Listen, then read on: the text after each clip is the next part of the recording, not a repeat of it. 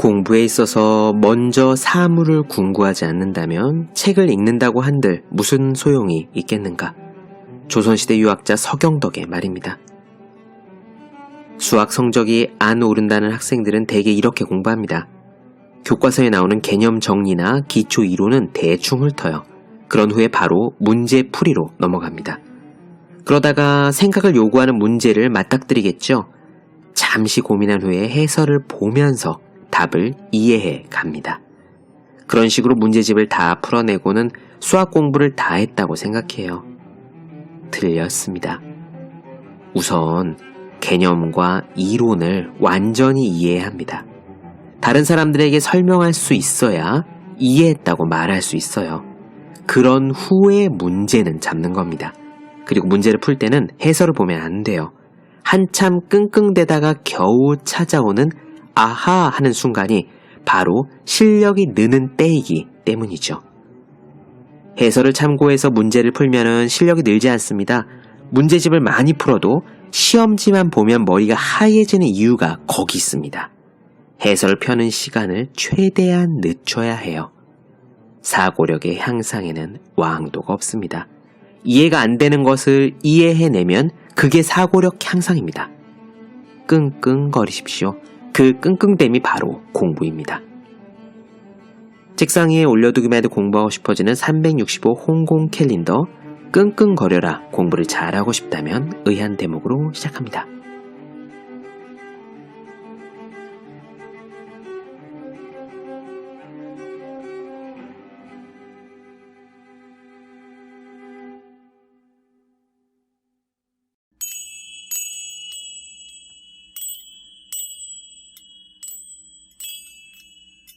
네, 안녕하세요. 본격 공부작업 팟캐스트 서울대는 어떻게 공부하는가 한지우입니다.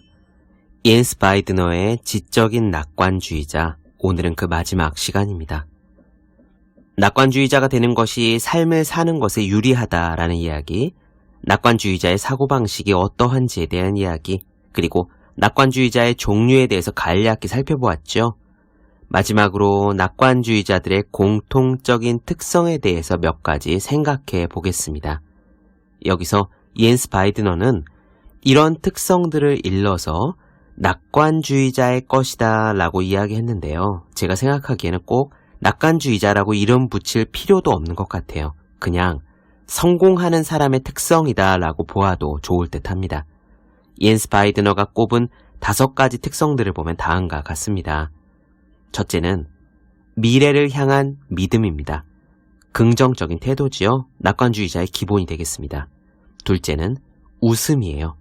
그 중에서도 활짝 웃는 웃음이 낙관주의자의 상징이랍니다.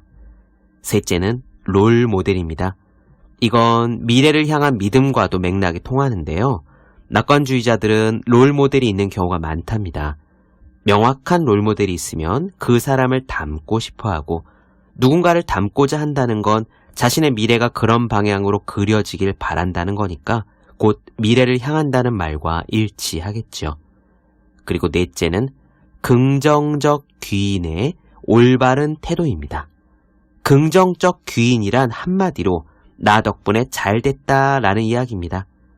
비관적인 사람은 일이 잘 풀려도 자기가 잘해서 그런 것이 아니라 운이 좋아서 그런 거라고 자신의 역할을 축소하는 반면에 긍정적인 사람은 그 공을 자기한테 돌려서 스스로를 긍정적으로 바라보는 경우가 많지요. 그런 귀인이 올바른 것이냐, 맞는 것이냐, 틀린 것이냐, 그걸 이야기하지는 않습니다. 옌스 바이드너에게 중요한 거는요, 그런 태도가 낙관주의를 강화시키고 강화된 낙관주의 덕에 다시 재도전을 할 수 있다는 점이에요. 마지막 5째는 선입견을 멀리하고자 조심한다는 겁니다. 아무래도 낙관주의자들은 자기 안의 생각에 빠지기 쉬울 것 같은데요. 그런 것을 조심하기 위해서인지 스스로의 선입견을 점검하고자 노력하는 편이라고 합니다. 이렇게 지적인 낙관주의자라는 이 독일분의 책을 다뤄봤는데요. 여기서 가장 인상 깊었던 것은 바로 이 책의 제목인 지적인 낙관주의자라는 개념이었습니다.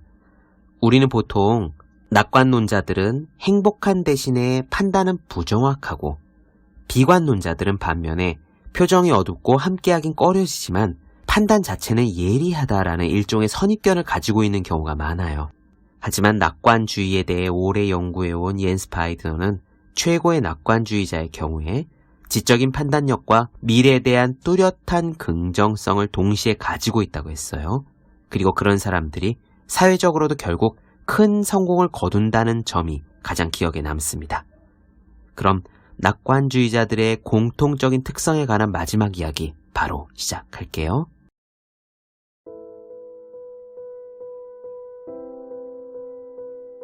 첫 번째, 미래를 향한 믿음. 미국 정신과협회 회장인 마틴 셀리그먼은 낙관주의도 학습이 가능한가라는 질문에 집중적으로 매달렸고 마침내 그렇다라는 결론에 이르렀다. 그는 무기력에 빠진 사람이 미래에 관한 확신을 회복하면서 안정을 되찾아가는 과정을 연구했다. 그 결과 미래를 향한 믿음이 낙관주의를 형성해냈다. 긍정적인 태도는 혈관 우회 수술을 받은 중병 환자들의 회복에 영향을 줄 정도로 강력했다. 이는 심장 질환을 앓은 남성들을 수술 직후, 일주일 후, 반년 후, 5년 후에 걸쳐 4번 조사한 결과에서도 뚜렷하게 나타났다. 수술 직후부터 낙관주의자들은 비관주의자들에 비해 훨씬 바람직한 심리적 태도를 보여줬다. 낙관주의자들은 회복이 더 빨랐고 침대에서 더 빨리 일어나 움직였다. 그들은 모든 상황에 좀 더 만족했다. 반년이 지나자 낙관주의자들의 일상은 더 빨리 정상에 가까워졌다. 그들은 다시 전일제 근무로 돌아갔고 원래 하던 운동을 즐기는 활동적인 삶을 즐겼다. 이것은 낙관주의자들이 마법을 부리는 게 아니다. 그들의 자기 효능감에 대한 기대가 그들의 회복을 도운 것이다. 지적인 낙관주의자들은 수술 전부터 미래를 생각했다. 그들의 초점은 희망에 찬 장밋빛 미래에 맞춰져 있었다. 반면 비관주의자들은 신체적인 통증을 견뎌야 하는 현재에 집중했고 이는 회복에 큰 도움을 주지 못했다. 두 번째는 거짓 미소 대신에 활짝 웃는 것이다. 낙관주의를 겉으로 표현하는 행위의 대표는 뭐니 해도 웃음이다. 웃음의 효과를 연구해온 웃음 치료사들은 웃음을 보고 진짜 낙관주의자를 판별해낼 수 있다고 말한다. 여기서 말하는 웃음은 비행기 승무원들이 짓는 인위적인 미소가 아니다. 이른바 뒷센의 미소라고 알려진 진짜 웃음을 말한다. 눈 아래 작은 주름이 진짜와 가짜를 판가름하는 단서다. 그 웃음은 자연스럽기 때문에 진정한 효과를 발휘한다. 웃음에는 2가지 종류가 있다고 했다.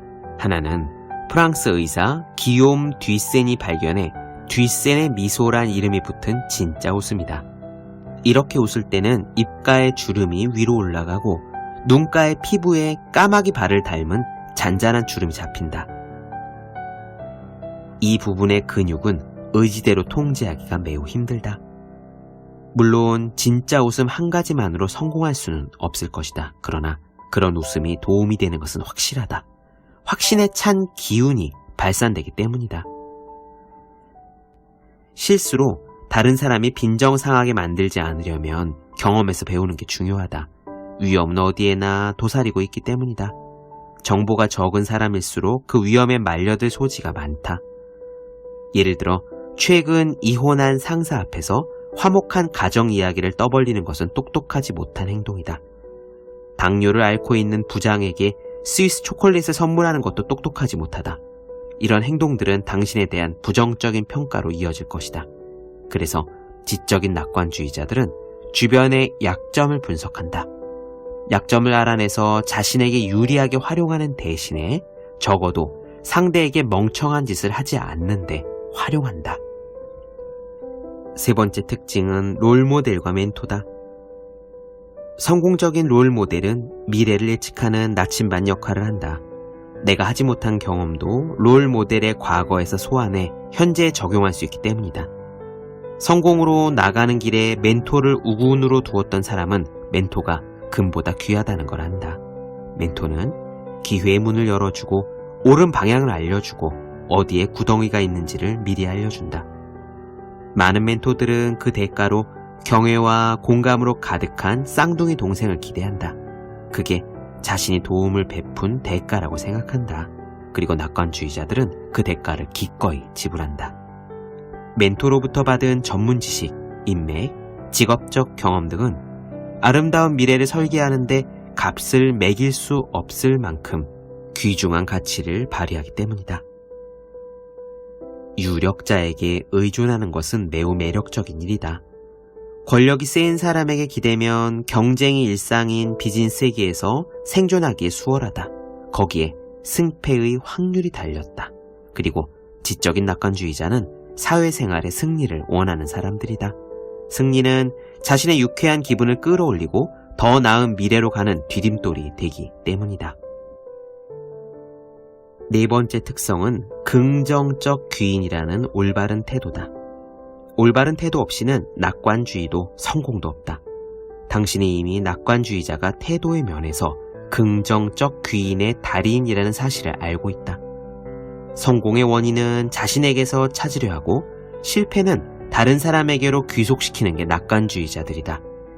비관주의자에게는 이런 능력이 없다. 그들에게는 전략적인 예측력이 부족하다. 미국의 한 기자는 전략적 사고의 부족으로 멍청한 죽음을 맞이한 사례를 기록한 적이 있다. 극단적인 사례긴 한데 생각이 짧아서 죽음을 맞이한 테러리스트가 있었다. 그는 폭탄이 들어있는 소포를 보내면서 우표를 충분히 붙이지 않았다. 그리고 자신에게로 반송되어 돌아온 소포를 자기가 열어보았다. 생각의 게으름은 항상 그 대가를 치르고 올바른 태도는 성공으로 가는 터보 엔진이 된다. 많은 낙관주의자들이 이 사실을 알고 사생활과 직장 생활을 엄격하게 분리한다. 그들은 일에 관해서는 혹독하게 몰아붙이지만 자녀나 배우자, 가족과 관계된 사회생활에서는 유연함을 발휘한다. 직장에서 중요한 목표에 도달하기 위해 달려가는 중일 때는 직장 내의 화목한 관계는 우선순위에서 밀려난다. 마지막 다섯째, 선입견을 멀리하는 것이다. 선입견은 인지적인 능력의 부정적 작업에 해당한다. 선입견은 사람을 병들게 하고 비관론을 조성하고 우리가 비즈니스 파트너나 손님을 잘못 평가하도록 만든다.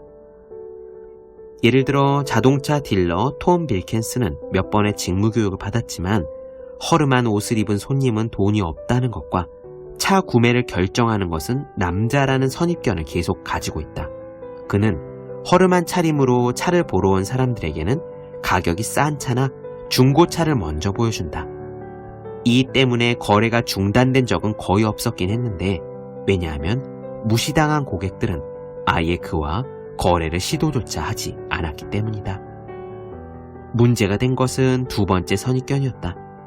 차를 보러 온 부부를 응대하는 동안 빌킨스는 남편 쪽을 설득하는 데 온 힘을 다했다.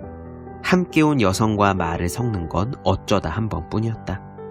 하지만 그들은 지갑에서 돈을 꺼내는 걸 거부했다. 딜러의 무시하는 태도에 화가 난 아내가 남편이 차를 사는 걸 막은 것이다. 낙관주의자라면 자신의 태도를 점검하고 믿을 만한 사람에게 자신의 태도가 올바른지를 물어볼 것이다. 낙관주의자는 행동을 하기 전에 자신의 행동 뒤에 바보 같은 생각이 혹시 있진 않은지 먼저 점검을 하고 만약 그런 게 있다면 즉각 태도를 수정하고자 한다.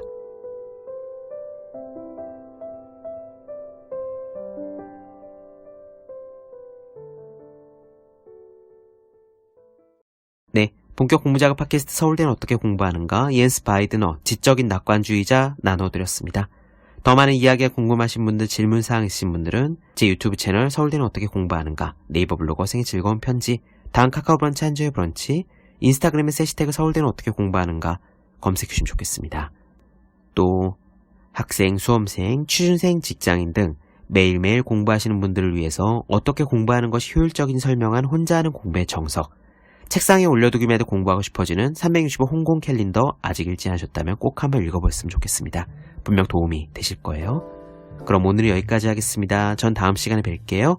여러분 모두 열심히 공부하십시오. 저도 열심히 하겠습니다.